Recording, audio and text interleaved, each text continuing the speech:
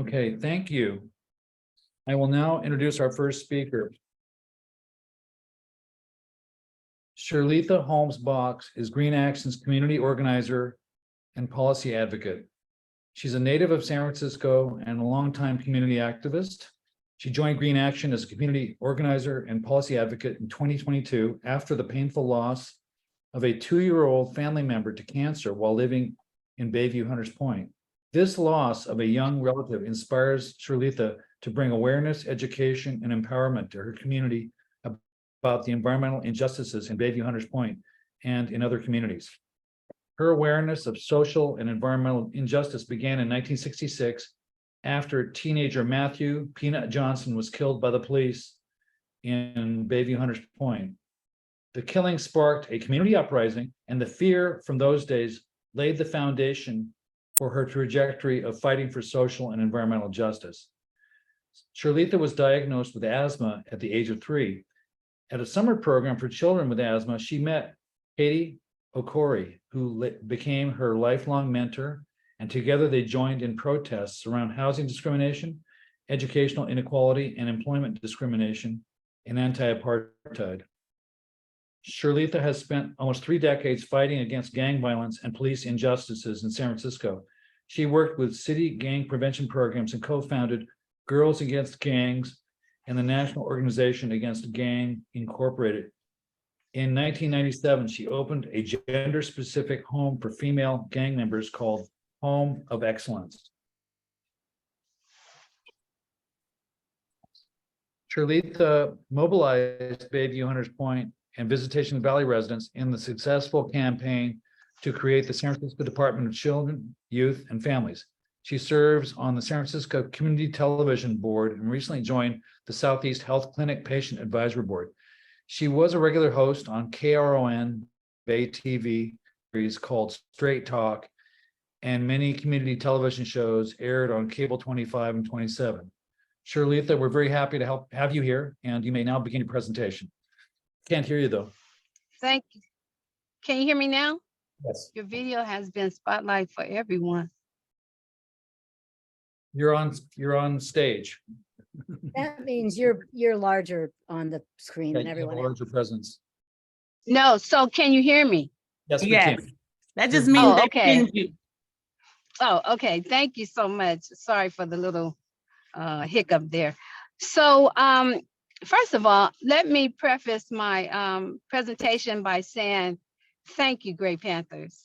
We appreciate the many years of support that you've given specifically the Bayview, Hunters Point, but I'll even stretch it to say the southeast sector of San Francisco, addressing environmental and climate justice struggles and social struggles. And I believe it was Michael that said, dating way back to the victory that closed the PG&E Hunters Point power plant.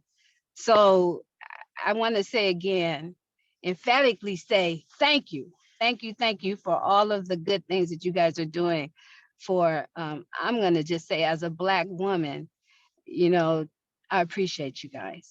And then on the behalf of our community, we doubly appreciate you. So having said all that, I wanted to just say, pay homage to Dr. Ben Chavis. He coined the term environmental racism in 1982. And that was when he was addressing some of the toxins that was being dumped disproportionately, or actually dumped in after they mapped it into the African American and Black communities. And so he saw that, you know, that this was a correlation, and he coined this action. It's bigger than this, but I'm just trying to just be concise in this. He coined that phrase, environmental racism. So I want to first acknowledge him as the godfather, if you will, of environmental racism. Now, for me, having walked in this skin in San Francisco all my life, I was born here 66 plus years ago. I want to say that it's my experience that environmental racism does not encapsulate what we as African Americans in San Francisco or in the Bay Area, but I'm gonna speak specifically on what I know firsthand. And it does not encapsulate the damage of racism. And so for me to look at and to speak on environmental racism, it's a difficult task for me because I feel like the environment from Mother Earth attaching racism to it is in a way minimizing the struggles that we go through every day. And it's not just pertaining to the environmental, it's systemic, it's structural, and it goes on. But I can say it's something that's ongoing and that I can't just duck out and I can't just move to a different area to avoid it. It's incorporated in most of African Americans' life. Now, I'm a little emotional because it's hard for me to listen to the wonderful introduction that you gave me and mention my 2-year-old niece, because it gets me, it still gets me choked up, even though it happened a few years. It's been a few years now, because they bought they bought one of the first condos, townhouses, they call them, in Parcel A. So this environmental, quote, racism is personal to me. So if you feel my voice changing, having a different tone, that's why. When I try to speak in the third person, it's just not doable because I'm living this. That even as I speak right now, I live this, and it's just not environmental.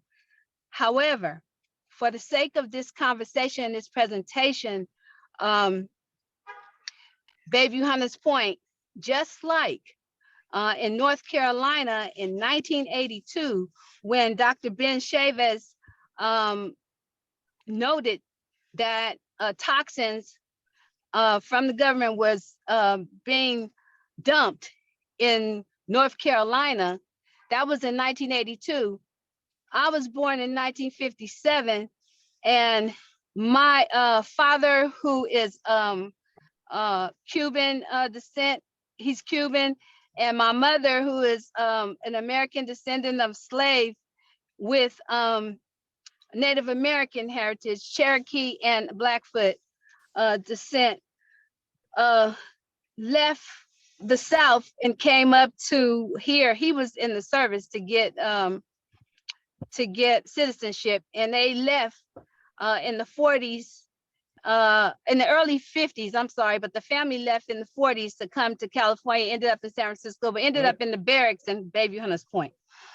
So we have a very extensive history in the Bayview Hunters Point. In fact, the irony of the situation is my aunt, who first got here to San Francisco in the Bayview Hunters Point, worked at the shipyard. My great aunt, I'm sorry, she worked at the shipyard as a welder. And she was able to then bring and relocate the rest of the family off of the farms and picking cotton. My mom's still living, and she in her 90s, and she tells a story about, you know, when she was 10 on the fields picking cotton. So running up to Hunters Point in the barrack style units was a blessing, if you will. Having said that, obviously, when my mother and father located to Bayview Hunters Point, they had no knowledge of, in the 40s, that they had no knowledge about the toxins and the shipyard, how they were dumping radioactive waste and other contaminants in that area to clean the ships, the radioactive ships. Or else, I really believe that in those days that they would have reconsidered that particular area.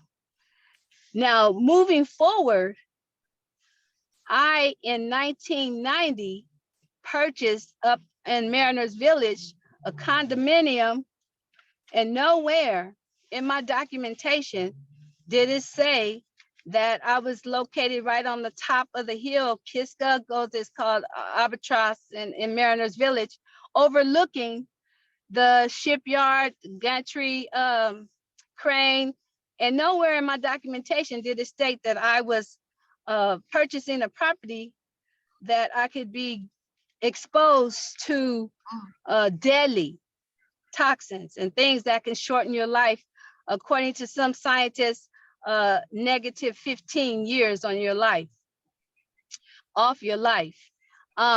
So having stated that, just to say what I'm dealing with, racism to me is behind it all.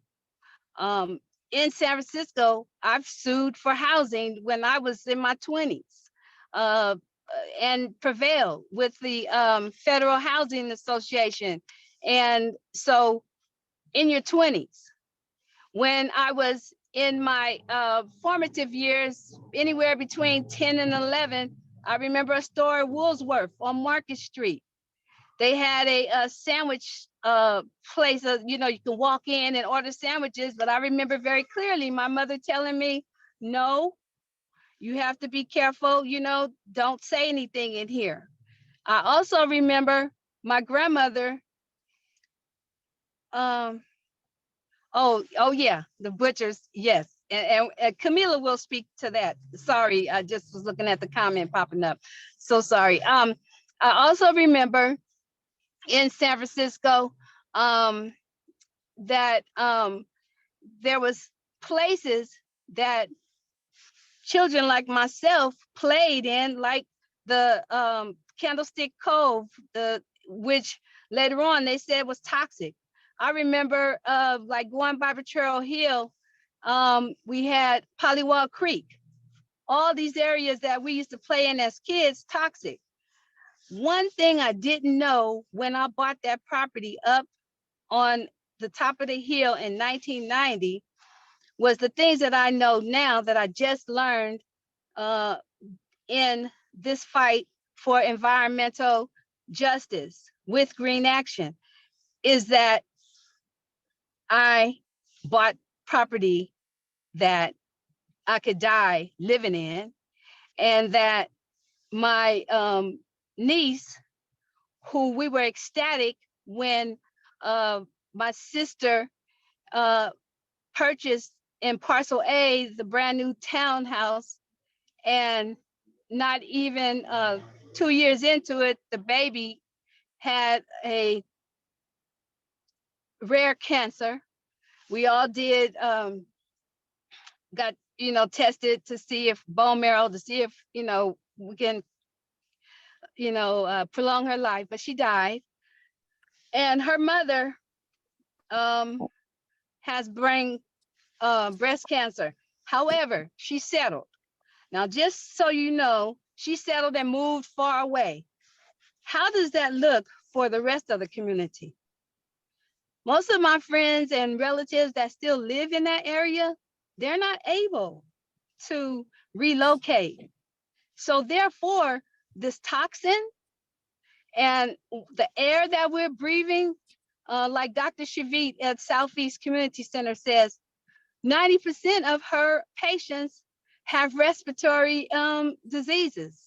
And Miss Holmes, she calls me Miss Holmes, she says, and you have asthma. So I can't be happy, this is her speaking to me, I can't be happy with you inheriting a property on Ingerson. That's what happened, and that was her statement. And this was just last year. So this is a constant battle. And as I stated earlier in the presentation, it's not just environmental. Environmental is like peeling the onion and then just peeling one part of the onion off. That's environmental. But how can you address environmental racism without getting to the core, which is racism? And a lot of us don't want to really look at the hard line of racism, but it's my contention that without looking at the hardcore issue of racism, we're just kind of window dressing all of the other issues. And in conclusion, the Navy taken 70 years or so to clean up, quote, supposedly clean up the shipyard is not something that is a coincidence or a happenstance. It's by design. You look at the people there, and you look at what Dr. Ben Chavez said throughout America, and you'll see that it's consistent. They're dumping these these toxins in these predominantly African-American communities or BIPOC communities. And then they're stating that we'll clean it up, but not totally clean up. So we found out in the research that Green Action has been doing is that they are now willing. First of all, the Navy has finally stated, Derek Robinson, and he's no longer with them. He stated that there's no way you can 100% clean up Bayview Hunters Point shipyard. And I'm grateful for his transparency. But also, he also said that, Supervisor Shaman says that there will be no transfers of the property unless it's further of the rest of the parcels, unless it is 100% cleaned up. So there's a conflict right there. That's not new to me. Throughout my life, I've seen it, and even dealing with social justice and the stench odors in the Bayview that you just become accustomed to. You don't know that you're supposed to question these. It just becomes our norm, like Butchertown and the way, but Camila will get into those things.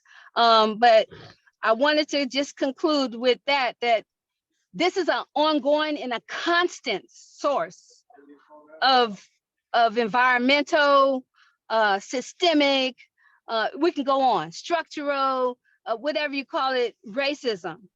So I just want to say that keep in mind that while we're saying environmental justice, and yes, we are grateful that people are fighting to help us breathe, because I am asthmatic, or fighting so that we can walk out our house and not worry that we're going to die within a 5-year span, or less 15 years off of our lives. They say 15, but I say my family member was only 2. Peaches was only 2. So while I appreciate everyone, and the struggle must go on, and what can you do? We can continue to fight. And I thank you again, Gray Panther, and everyone else that's on these battlefields. But we need to tell the mayor, the supervisors, and I say go up to Biden, and because the Navy has just been resistant in doing their part. And then I'll leave it at that because I don't want to get emotional on this, and I'm sorry. So that concludes my presentation. And then what I'll do is take questions, if you will, before I get emotional. Thank you, Shirlitha, for sharing your story with us. It's very painful to listen to what was done to your family and the community. Thank you so much.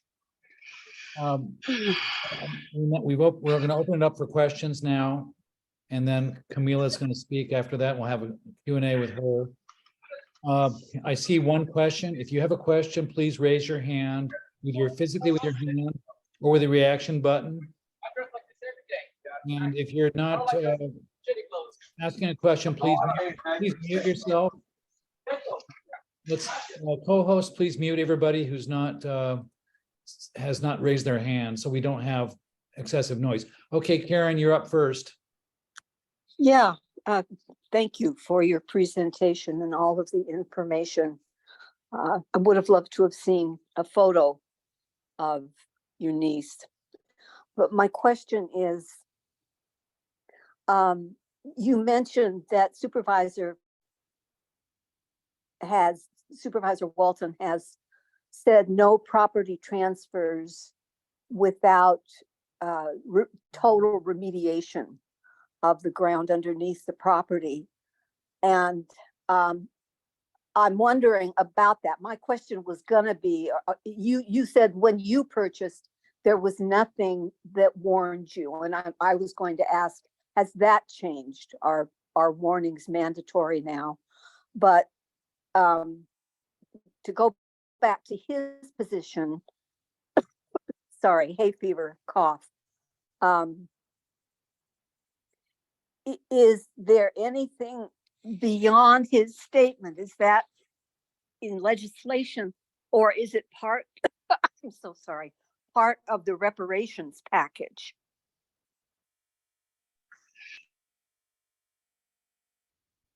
Oh, unmute. Okay, so I can tell you that my brother Mark is monitoring closely and the reparation committee information. And so I'm not sure exactly what's in detail, what's in the packet yet. But I will say that it should be.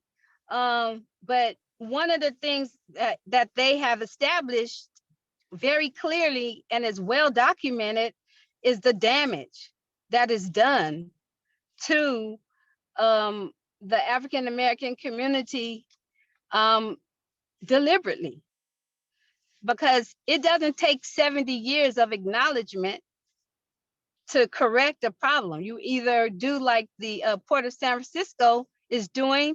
They have a plan that at worst case scenario, they will remove the buildings from the shoreline for sea level rise. And so I'm just saying, that's just the thing. So to answer your question, I hope I did. I don't know about the reparations part, and I certainly don't know about, and I doubt, I can tell you with uncertainty that there was no clause stating in parcel A in the townhouse when my sister bought that townhouse that there was exposures to the toxins that ultimately we know cause the cancer. However, even though they settled, and I'm not supposed to, elaborate on that or anything, but because they signed a non-disclosure with them when they settled. Even though they settled, the non-disclosure does damage, because then you're not able to share with the communities in detail what is happening. Because I feel, and Camila, my colleague, shares this with me, that we should be up on that hill and everywhere in Bayview, and the 35,000 residents of the Bayview Hunters Point all should have the option of staying there in that toxic and contaminated community, or being provided some type of support so that they can relocate or leave. That option was not afforded to my family. And unfortunately, some of my family is still there. So I hope I answered your question in a long way. Thank you, Shirley. Anne, could you unmute yourself and you can ask your question. Thank you so much for that talk. And I just think it's like shameful that Lennar is building up there, but that all and selling all those units on top of everything that we know now. We've learned through the struggle of all these years. That's how that stuff has all come to light. But I also want to thank you for calling us up sort of on what we're the kind of wishy-washy name we're calling this, because Michael Lyon on the board brought this up a year ago. It was just sort of an easy thing to kind of, roll down the hill. So I would like to, ask the board, we put this on our next agenda, and also maybe and we could get back with you and see how our work corresponds with your thinking. How would you help us with that? Oh, absolutely. Anything to actually save the people. Anything. Thank you so much for your efforts. And I the so letter, appreciate you it. said the mayor, the supervisors, and President Biden. Yeah. I'm saying take it to the I said this at the public hearing on the shipyard when we were telling him that, we don't do anything less than no capping, and don't do anything than 100% cleanup to the extent that you can, but no capping. It's already been proven that that is not a viable way to prevent the contaminants. Now, I was trying to figure out how to upload some pictures, but since you're going to continue this dialogue and this discussion, I'll have plenty of pictures, even the picture of Peaches, which I have on my phone, and pictures of the community in its present state, right there at the shipyard. We are dealing with mud, surface water, contaminants with mud, garbage debris from January 4th, just as early as, well, I did some more in February, but in January 4th, when we had those huge storms, it had an impact on the Bayview Hunters Point. And they was working on E2, parcel E2. It has a sign there. I usually have that as my backdrop, but I'll be able to, give you guys pictures. As a matter of fact, I'll upload and send you guys pictures even after this presentation so that you guys will have that as in your toolkit as well. They don't even need any explanation. You just look at them and you'll just be like, this cannot be in San Francisco. And yes, it is.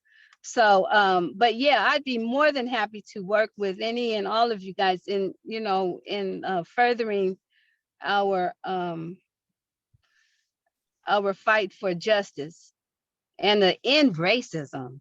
That's something that I, as a Black elder woman, would just love to close my eyes and know that I left this world to my grandkids and kids, and they didn't have to worry about suing people for housing, moving into places that they know will kill you in a few years or give you cancer. And I'll leave you with this part. We had so many relatives die of cancer, but growing up, cancer was just accepted as, oh, wow, oh no, such has cancer. Had no idea there was a correlation between where we were living and living right there by the shipyard, and even living on Ingerson, where they bought a house in 1959, the house that I inherited and can't live in. So, had no idea of this stuff. So this is just criminal, in my opinion. Thank you for that answer. Next question comes from Dave Rohde. Hi, Shirlitha, it's so good to hear from you. I have actually been reading up a lot over the last couple of months about everything happening at Bayview Hunters Point, and it's astounding. Not just the contamination, but the lack of response from the federal government, but also the botched responses from the city of San Francisco. And I'm very aware of the cover-up that the Tetra Tech group filed false reports about the cleanup. There was a whole cover-up on that involved Nancy Pelosi. Last year, there was a San Francisco grand jury hearing that found that had all the reports that the city needed to hear about what's going on at Bayview Hunters Point, and Mayor Breed refused to. Denied it. She denied it, almost everything in it. She agreed to 4 points, and the 4 points were basically, we don't know what to do. So You know, what I've been driving and I've been working a little bit with Ariane Harrison at the Marie Harrison Foundation, Yes. and trying to zero in on, and maybe you could enlighten us, what is your next step? I mean, this has been like a hot potato, like politicians get into it and then just shuffle it away and don't want to deal with it. So what's the next piece of the strategy to deal with this politically? Okay, so one of the things that we're doing, and Camila will probably elaborate further, but one of the things that we're doing is we are working closely with DTSC, and we have our asks, our list of asks, which is no capping, full cleanup to the extent possible. So, and then we actually need the mayor. I mean, not the mayor, but we can't just wait for her response, because she and don't get me wrong, with all due respect, because I've been here all my life, so I actually know London on a personal level, but the responsibility and the lack thereof, accountability from the mayor's office is criminal, in my opinion. And so one of the things that we need to do, in my opinion, is 2 points. So we need to continue emailing, calling, speaking out to the mayor and the board of directors and demand they fully support full cleanup to the extent humanly possible. And you're absolutely right about in June of last year, one of the things that gave us something major in our toolkit was the grand jury report. And however, they still are skirting around it, because even though Shaman said, he varies, I'm just about quoting him, he said, one, there will be no transfers as long as he's in office without 100% cleanup. Now, since that time, he kind of skirted back a little bit, and then he said that I guess the OCII or whatever, the mayor's people, they're doing whatever. I don't even know what's going on. Camila can elaborate on that. But what we need to do is continue the fight, and the squeaky wheel gets the oil. So we need to let them know that until, as long as people are dying and getting sick, and this is documented, 1 mile radius from that, and probably, and even more, in my opinion, from the shipyard, then this becomes an urgent matter. We cannot wait for the 5-year plan from the EPA and the DTSC. We cannot wait for this. Some people don't even have 5 years. Camila will elaborate on that. We just heard a lady just got diagnosed at the EJ task force meeting. So the 5-year statutory review, we can't wait for that. We need something done right now. And so what I believe is there's power in numbers. And it's not like, and this is a sad fact, it's not like they will give power or credence or acceptance, or move, I should say, move when a large number of people that look like me do it solely. We need everyone, all nationalities, everybody to just saturate those offices and the powers that be with demands that clean up that shipyard right now. It shouldn't matter who lives there. If you dump dirt somewhere and something that's killing somebody, clean it up. Clean up behind yourself. Even as a San Franciscan native, and it's such a beautiful area, how dare you drop and dispose of radioactive waste there and take that length of time, 70 plus years, to clean it up.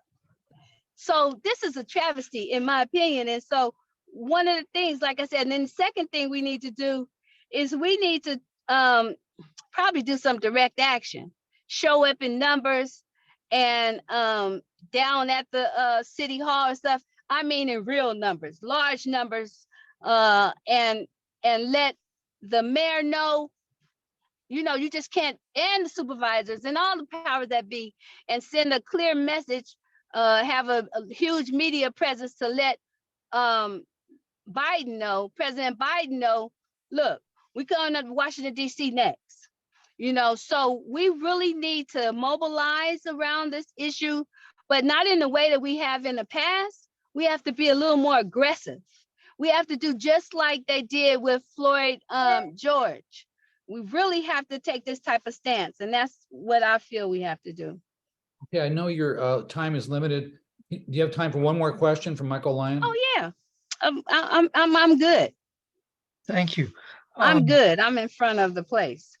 I really agree with the thing about having to mobilize angry people in large numbers about this, because I mean, Willie Brown is getting $150,000 every month to represent Lennar and these groups, and Nancy Pelosi is got huge amounts of money to fund it that go into Lennar. Breed is involved in it. Gavin Newsom is involved in it.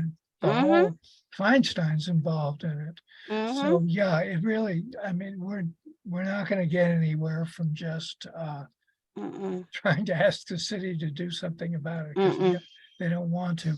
One example of this that just burns me up is the health department.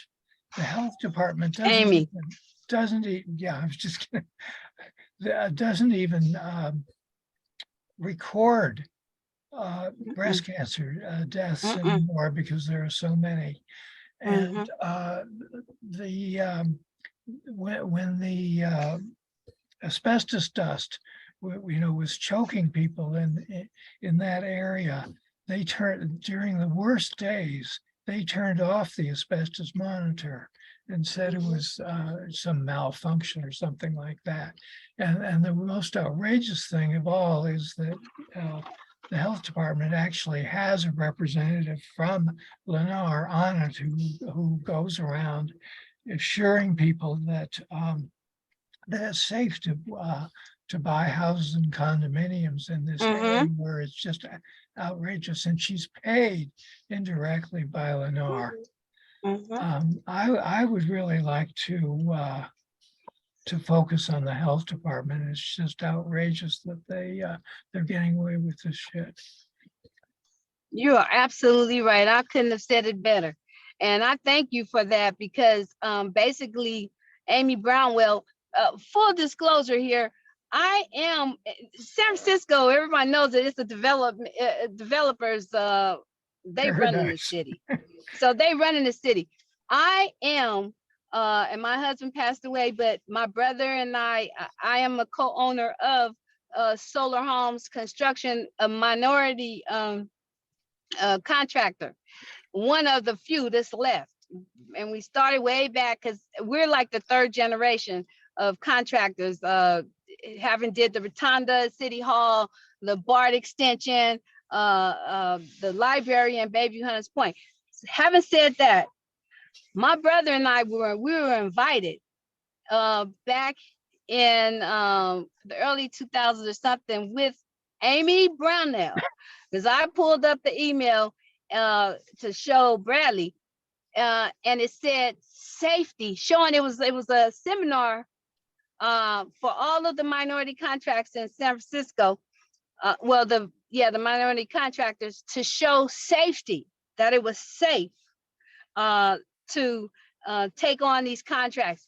My brother, I tell you, my brother Mark Holmes, he said no, because one of his friends, Will Hammond, who was a videographer in San Francisco, he's like myself, a native, and he said, Mark, something tells me if you take that contract, and it was on Fairfax, so it went all the way up the hill, and it was about the dirt. I forgot what it was, but anyway, he said if you take that contract, something tells me you're gonna regret it, because they say it's cancer on a lot of people. Some of the people who were working up there in the demolition that they got cancer all over their body. And if I tell you, it took about 7 years or so, but it hit home. My brother turned the contract down. So we didn't Solar Homes. We decided not to be one of those contractors for Lennar. Now, Amy Brownwell, she misstated. I'm just gonna call it like it is. She lied, blatantly lied to a lot of the minority contractors. As a result, some of them, like we have a subcontractor of my brother Mark Holmes. He was one of the ones who has a trucking company, and he went and to do the dirt, and they took the dirt somewhere. So he was the one that was taking the dirt to wherever they dumped it. Mark said it was 166 miles away. I don't know where it was because that was a long time ago, but I just found this out later. And that man has cancer right now. And it's funny because it's not funny, but one of the things is that this man who had the trucking company, who's now sick with cancer, he is related. I mean, his best friend is a breed related to our mayor. And so I tell you, that's just a whole situation. But yeah, so yeah, we aggressive direct action is definitely long overdue. And we need everybody to help. Thank you very much, Shirlitha. Are you able to stay longer or do you have to go? I mean, No, I'm sitting right in front of my hard too. It's a 2 o'clock. So I didn't have to, I drove here and sat and waited here for an hour just so that I can get on board with you guys and I can just run into my appointment. we have a lot of comments and questions in the chat. I could read some of them or do them one at a time. Let's see. Let me go down. Okay, where are we at with, one question, where are we at with Walton's promise not to let the Navy transfer the shipyard unless it's cleaned up? I think you touched on that. Yeah, I did. Okay, and we can, Camila can talk about that more if necessary. I have a question from another person about Tetra Tech. Tetra Tech and CTEH, they were a private consulting firm contracted to relay the results of Tetra Tech testing. Both have a history of falsifying data and lying to people affected by disasters. CTEH is involved in East Palestine. Yes. On that railroad cleanup. Tetra Tech, why not make the connection? Get more people speaking loudly about Tetra Tech's role in Bayview Hunters Point. And can anything be done about that? Well, I will say that immediately Bradley sent correspondence out to different agencies and organizations. And when we found out that Tetra Tech was going to be involved in the cleanup process. So we pretty much knew what the outcome of that was going to be. Even if it's not fraudulent documentation, we all know that they'll cut corners and probably do the same thing. This is not new. Grab a sample from another community in case people don't know. Grab a sample of soil from somewhere else and then act like it's from the targeted site that they're supposed to be cleaning up, and then act like it's clean. And then we suffer the consequences of that. So yeah, we're trying to, Bradley did try to reach out to in Ohio to some of the organizations, and I don't know where that is at this point. We can have him elaborate on that. Let's see, what's another question? Let me see if we have another question in the chat. Yes, we have a comment that says, thank you, Shirlitha, for your heartfelt and important presentation. There are about 250 US military bases in the United States. Nearly all of these bases are Superfund sites. Many of them are in BIPOC communities. I wonder about the nearly 800 US military bases around the world. These are surely in many nations of BIPOC. Our military officials act like children who make a mess and leave it. We must stop the US military and bring it that money home to clean up these messes and leave some personnel elsewhere to clean up messes. The US military is, as Dr. Martin Luther King said, quote, the greatest purveyor of violence in the world, end quote, and also the greatest contributor to climate chaos. We need cleanup, not cover up. Mhm. Thank you for that comment and Thank you. And I want to leave as I am gonna duck out. Wait, let me see. Yeah, I am gonna duck out now. Alice, thank you, because I neglected to mention Treasure Island. And just to tell you this right here. So we know that 38% of the unhoused population is African American. With only about 11%, according to the 2020 census, 11% of San Francisco's population being Black. That's a problem. So Treasure Island, include myself, it was an alternative that we saw prior to being educated on the contamination. And I'm not talking about something that I knew for years. I'm telling you, as a result of my involvement, because I was always fighting violence and you know, social justice issues. But finally finding out about the land that we're living on is causing a lot of the diseases and stuff that we have and that's killing us. That right there is just major for me. But if we were to just at least address those issues of, I think, racism, I'm gonna leave you with this, just of racism, then we would be dealing with Treasure Island, who is not a super fund, but it should be. But the bottom line is, again, it takes you back to the beginning of my presentation. It's not a super fund because of racism. So unhoused people thought that Treasure Island would be a great alternative. Just like in the early 50s and late 40s, my parents thought Bayview Hunters Point would be a blessing. So I just wanted to draw that correlation and say thank you, Alice, because that's one of the things I forgot to mention is my loved ones and our loved ones that are on Treasure Island and exposed to all those toxins and stuff, even though it's not a super fund, and it should be. But why do you got to call it a super fund? You know you made a mess there. You know you got all these toxins and radioactive materials and PCBs there. Clean it up. You know, that's just me. That's a lot of us. thank you, Shirlita. That's a lot of us. And thank you so much for speaking today and good luck. Thank And you. we will definitely stay in touch on this. So let me take this time to just say that my colleague, who I tell you, I can't say enough. I wanted to say this because she doesn't toot her own horn.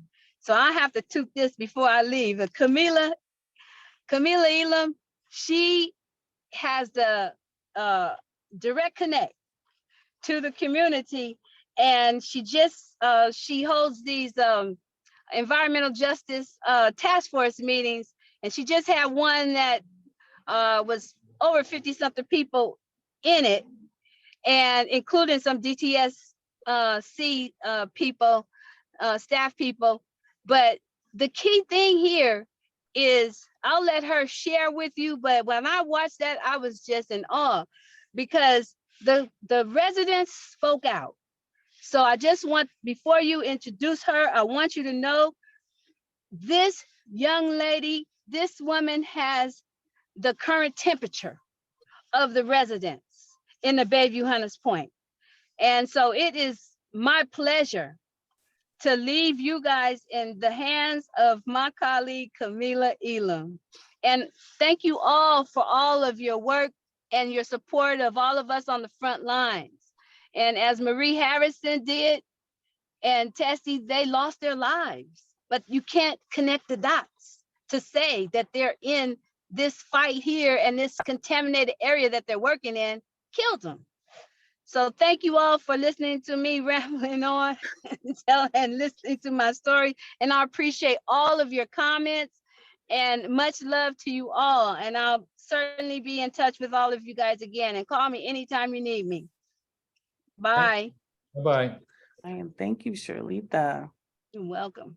Our next speaker is Camila Elam, a San Francisco native. Camila was born and raised and lives in the Bayview Hunters Point neighborhood, where she advocates for health and environmental justice. She received her bachelor's in sociology from Dillard University and is currently studying for her master's in public health, San Jose State University. Suffering from asthma her entire life, Camila is passionate about informing and mobilizing her community to take action against the toxins that impact them. She works with Green Action's many community partners on campaigns, including advocating for full cleanup of the Hunters Point Naval Shipyard Superfund site and other contamination sites, and ending industrial pollution that impacts the air residents breathe. Camila is the coordinator of the Bayview Hunters Point Environmental Justice Response Task Force that brings together residents, community, and environmental justice groups and local, regional, state, and federal agencies to respond to community complaints about pollution. Camila is a strong community organizer who galvanizes the Bayview Hunters Point community around health and environmental justice issues. She believes that change comes from the most impacted. Thank you. And Camila, go ahead. You have the floor.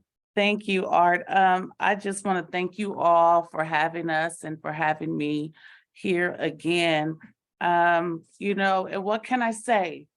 When you can watch and witness the generation above you talk about your life as a young kid and talk about everything you've experienced.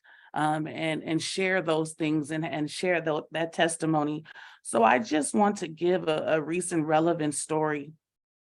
Wow, to Shirlita's testimony, and I'm extremely moved, so excuse me. As a single parent, I was determined to win the fight against gentrification in my hometown, San Francisco, California. As I watched my family and long-term friends forced into the valley and outside of the state, as a gainfully employed college graduate, I was still labeled as a third-generation low-income resident. When I received my acceptance for housing at Alice Griffith Community Development, I felt like I hit the lottery, not knowing that I was placed right in the backyard of Hunters Point Naval Shipyard Superfund site, where they placed the majority Black San Francisco natives. Now, as a member of the Bayview Community Citizens, this is an honor to discuss with you guys again the Hunters Point Naval Superfund site cleanup process. And I just want to let you guys know that this year will likely decide the future of the shipyard cleanup. Now, you guys mentioned the civil grand jury report, right? So let's get into it. That came out in June, and it was a victory for Bayview Hunters Point. Thank you for pointing that out. The community was validated. Our concerns that the Navy and all the government agencies have been ignoring the threat posed by rising sea levels and rising groundwater due to their plans to leave large amounts, high levels of radioactive toxic waste buried and capped by the shoreline at the Shipyard Superfund site. So that was real huge when that came out. However, unfortunately, the resolution was passed by the Board of Supervisors, like you all said, and following the hearing, the mayor, and you know, I can't believe she's a little bit older than me. And so again, you will always see, and excuse me, I'm in San Francisco. I need to close my window. If you could just give me one moment, because that's the wind. Give me one moment.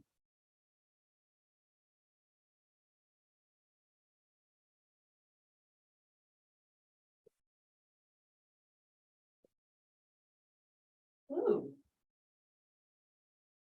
That was Mother Nature roaring. And so at any rate, a lot of us have personal ties with London Breed. So it's just gravely disappointing to see that she rejected the grand jury findings and supports the plan to leave a lot of contamination capped on site. So like Shalita said, she's participating in a criminal act, and we are calling her on it. What we need you all to do, like Shalita said, please keep emailing, calling, speaking out to Mayor and the Board of Supervisors. We're always emailing Shaman and Mayor Breed to demand that they support the full cleanup to the extent humanely and safely as possible, right? Without capping. I'm afraid, with them rejecting the findings and with the delay in the review report, the 5-year review, we'll get into that. That the Navy will be allowed to cap that radiotoxic waste right there at the shoreline. That is my fear within the next 5 years. So the government decision-making process. Every 5 years, the Navy is required to conduct what they call a 5-year statutory review, right? We talked about that for the Superfund site. And the purpose of this was for the Navy and government agencies, which are the EPA, DTSC, and the Regional Water Board, and the City and County of San Francisco, to provide a public review of the cleanup plans that had been previously decided upon and see if they're still adequate to protect public health and the environment. And so we're holding their feet to the fire. And unfortunately, as we also inform and educate our community members on this issue, to maximize our capacity. So we're doing that as we are also meeting with DTSC, Todd Sachs, and EPA, like she said, Rachel Zellweger from Cali, PA. She was in person at my EJ Task Force meeting last month. So we are trying to do it all and put these folks together and let them know that we have gravely concerns regarding the cleanup plans, and that we are demanding to have community oversight regarding the 5-year review process. So the regulatory review process will start in the fall. And we need everyone, this is what I need you for. We need everyone to submit comments and we will alert folks with updates and info.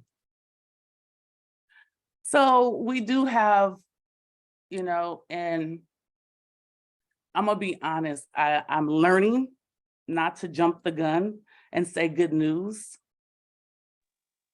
because I'm realizing that I could be possibly following the trend of believing their crap. But again, we're meeting with Todd Sachs. I'm gathering Dr. Simchai. I'm just overwhelmed. I really pray that they really take us seriously. Dr.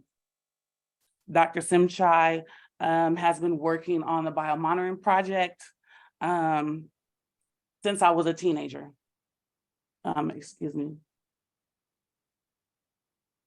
And I'm so thankful to be able to bring her science and community science and our air monitoring and our testimonials to the table with DTSC, EPA, and Cali, PA. And so we're pinning them down on physical meetings next week to address this and for them to consider Dr. Simchai's biomonitoring project and her data. Ariane, someone had also mentioned Ariane and the Marie Harrison Foundation. Ariane was tested and she found plutonium and a lot of other metals that could only have came from the shipyard in her system. Again, I'm just extremely moved. It's a moving week. Everything is moving fast. I finally built up the courage to get tested this past Saturday. So I stayed all Saturday with Dr. Simchai as I finally got tested myself. And so I will know my results later on in the week. And so I guess it's just our initiatives that we are taking as a community, as we are troubleshooting our air monitors and dealing with Mother Nature, to provide this data, as we are training our community members how to monitor with portable air monitors in every area and every sub-community in Bayview Hunters Point, through our climate justice workshop, where we educate them regarding being surrounded by some of the largest standing sources of pollution. I just want to pause there because it's so sad for me to witness, folks my age and folks that watched me grow up, and folks growing up, generation after generation after generation, they're not aware of us being surrounded by some of the largest standing sources of pollution, including, not only, but including the Hunters Point Naval Shipyard Superfund site. I do want to pause and also mention my brothers and sisters in Treasure Island. I carry them with me. If you know, like she kind of hit on it, but the origins of the Treasure Island population comes from two of my closest neighborhoods, Bayview, Hunters Point, where I grew up, and the Visitation Sunnydale area as well.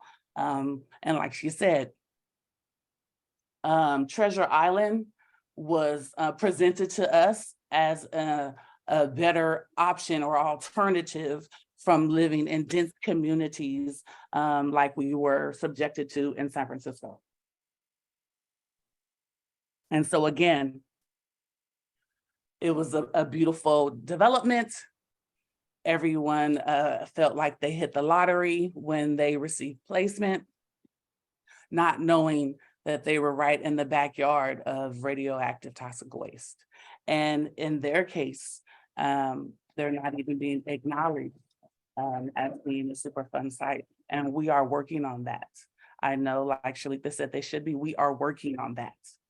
My pal Eric Brooks and I'm also a part of the Shoreline Coalition, where, and I think I'm happy I'm touching on this because we are working on a packet to Congress, where all of this information is included, and the grand jury report, all of this, we're including the Tetra Tech stamp. I mean, I have all articles. I mean, the packet is loaded. We have testimonials, we have photos, we have, so it's going to Congress. And so we are actively, it's in the review and edit process, and we are actively working on that to push that through. We are also working with Steve Castleman and some interns, attorneys, as we also try to evict the Navy from the Superfund site. I mean, that's what 2023 brings. That's what we're really trying to, and give them a 30-day notice. And so, yes, and so we have a packet that we're working on with the Shoreline Coalition, and we are basically ensuring that Congress knows what the Navy is doing.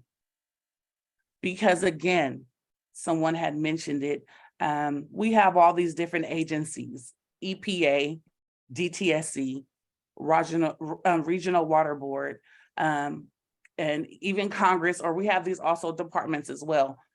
And they act like they don't know what's going on. And so we find ourselves having to tell the same story over and over again to each entity. So that's what this is all about. So we're shooting for Congress. As we tie in the Navy and EPA and all the other bodies of works and the Tetra Tech scandal, and their plans to cap it at the shoreline, sea level rise report. And so, yeah, it's a loaded packet to testimonial impacts, articles, the biomonitoring project. And so, and our demands, excuse me, oh, Jesus, how could I forget that? And our demands, excuse me, to initiate full cleanup and no capping. And letting them know the urgency, of course, due to sea level rising. I hope that answered your question. So yes, I would get that information to you. I don't know which congressional committee or specific Congress members. We have a connection through the Shoreline Coalition. And so we are, Green Action is taking the lead on developing the packet.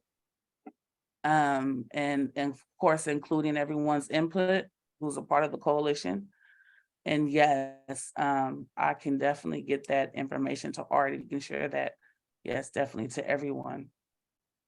And so, yeah, we, as of right now, we have some seats at the table, and other government agencies are also committing to consider the latest science.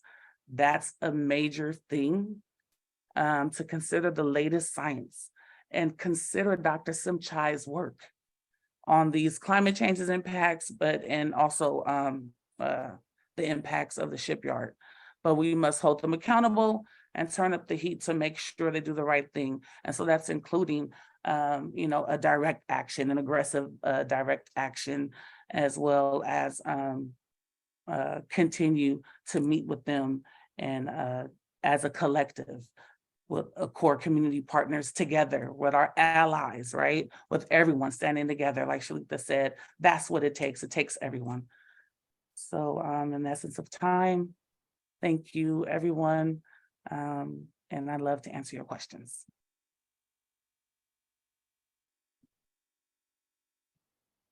Thank you very much, Camila. And yes, we'll go to questions now. The first question's from Karen. Did you have your hand raised for a question or a comment? Karen? I do. First, I want to say you give scrap the cap a whole new meaning. I don't want to take it away from Social Security, but here's another category for scrap the cap. I like that. And what I'm going to bring up sounds like I'm going off on a whole nother tangent, but I'm really not. It's really relevant to what I want to say. And that is, very recently, the Board of Supervisors here in San Francisco contemplated shutting off remote comments. And there were many, many people who came in person and who spoke remotely to oppose. It was like 99.9% in opposition to this. It was turned down hugely. Just one supervisor voted for it, the one who introduced it. But they also organized by putting together a letter and getting about 100 groups to sign on to that letter. And I think that statement with 100 signatures attached carried weight and really helped to turn down that proposition. And I'm thinking, I think the folks here are probably all or mostly all San Franciscans. This is a neighborhood in San Francisco. We are all neighbors. And there are many groups around the city that are active, working on various issues, may not have a lot of information or understanding about the situation that is being dealt with in that particular geographic region of the city. But a statement requesting a sign-on could educate as well as gather support. And there are people in this group who belong to or know of local groups that they could carry that message to and ask for sign-on. So I would suggest that you guys are probably full to the brim, but maybe you could get some help from folks on this call to put something like that together. So it wouldn't be too long but it would be really punchy. It would tell people, open their eyes to what's going on, to what the situation is, to what people are confronting, and say, no, we don't want this in our city.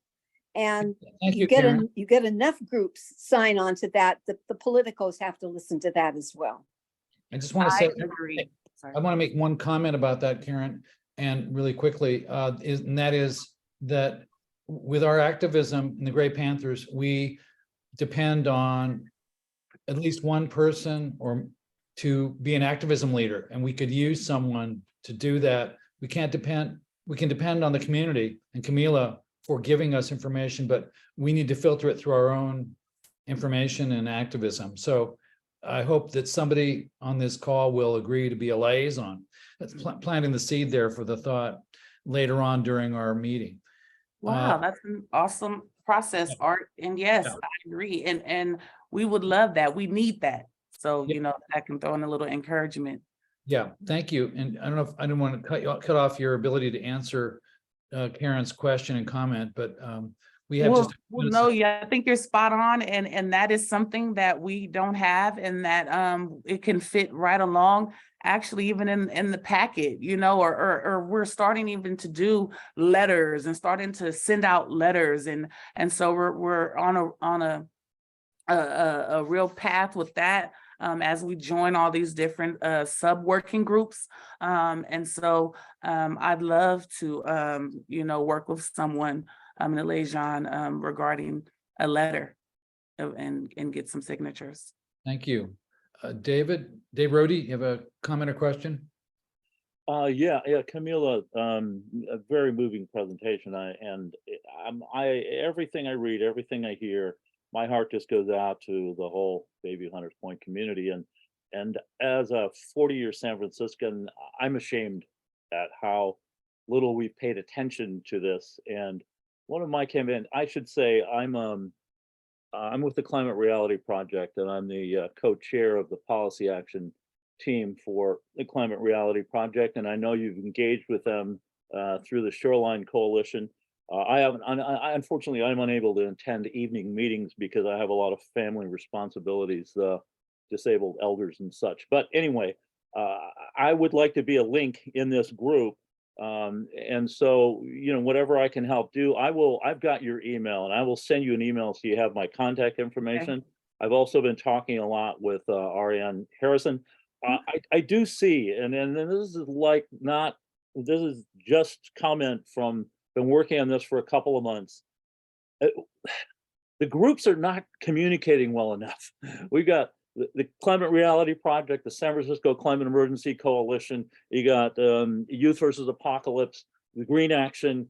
I mean, I can name a dozen more organizations that are all becoming aware, but I'm not sure. Somehow the coalition group needs to have more coalition, because I think this should, as others, as Karen and Art have mentioned, this needs to become a city issue. We need to feel our shame and say, look, we should all be outraged by this. It shouldn't just be the people directly affected on the front line like yourself and your neighbors. It should be all of us. And I have spoken to this to our new supervisor here out. I'm in District 4 on the other side of the city. And Joel Engardio, in fact, just spoke up very, very strongly for the reparations movement. And I think that supervisors around the city will come together around this. And I think it's going to require that to fight what Mayor Breed is not doing. I think all the supervisors are going to have to somehow overrule her because she has been very adamant about not doing anything about this. So I just want to throw that out. I'm sorry to take so much time. I also wanted to mention I've read the coalition's report that's going to Congress, and I've spoken with my colleagues. I think you need to identify who this is going to at Congress, and I want to put out that I think it needs to be Alex Padilla. Feinstein's already been involved in cover-up. Pelosi's involved in the cover-up. They see this as a political hot potato. Don't even go to him, is my suggestion. We need to go to Alex Padilla. He's got a fresh view. He's very active when it comes to these kinds of injustice issues. And so please think about that, and we can talk more about that offline. I'll send you my email. Thank you so much for everything. No problem. I'll definitely bring that to the committee. Thank you so much. And yeah, I think that again, it's going to take a coalition of our coalitions of everyone to come together to really create that impact, and that will prevent them from falling through the cracks, right? And that's what they're doing. They're taking advantage of that. And that's what I'm saying. Don't you guys see, like, that's how they're getting away with it, right? And again, with the Board of Supervisors. So yes, I've been talking to Shaman, but I've also been talking to Dean Preston. I'll go around because I know them in different areas. I've been in, San Francisco my whole life. So I know them in different areas. And yes, it's time to tie them all together. And so lately we've been sending them all letters and notifications, not just to Shaman. So I agree that it will take all of them to overrule the mayor. Thank you, Camila. Okay, maybe our final question goes to Terry Palmer. You need to unmute yourself. Hi, I just wanted to say that anyone who's interested in coalition building, I would ask them to stay for the membership meeting starting at 2:30. We do have a spiffy new website, and we need help on the environmental justice section of it, where we can list coalition members and keep people informed about where to go and what to do. And I'm an activist on Laguna Honda, and I use the website as a link, as a source of information to keep people updated. It's very useful. And I'm going to put it in the chat. It's called Environmental Justice, but if people think it would be better, we could change the name to Environmental Racism. But we have a section on it, and we need help making it a place where people can go when they are thinking about what to do. Thanks a lot. Thank you, Terry. Are there any more questions? Can somebody among the co-hosts look at the chat and see if there are any questions we need to find there and ask Camila before we end this meeting in a couple minutes. And I have all of your.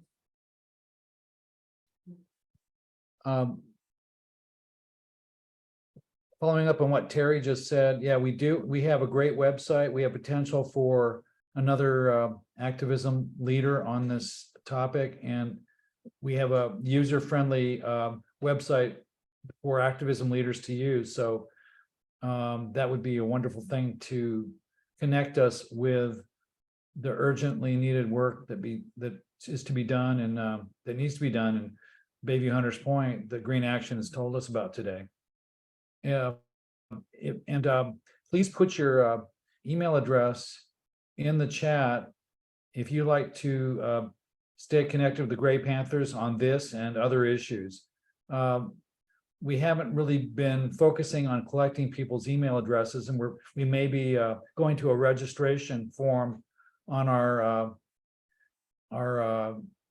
invitations to the monthly meetings, but I'll leave that for the Gray Panther membership meeting, which is directly following this. I want to thank our speakers, Shirlitha Box and Camila Elam, and we really appreciated the information you brought us today with such passion and clarity, and we hope to be supportive. We look to you for leadership and what needs to be done, because the community that's being damaged by this should always be the ones who provide the leadership and information on what they want, what you want.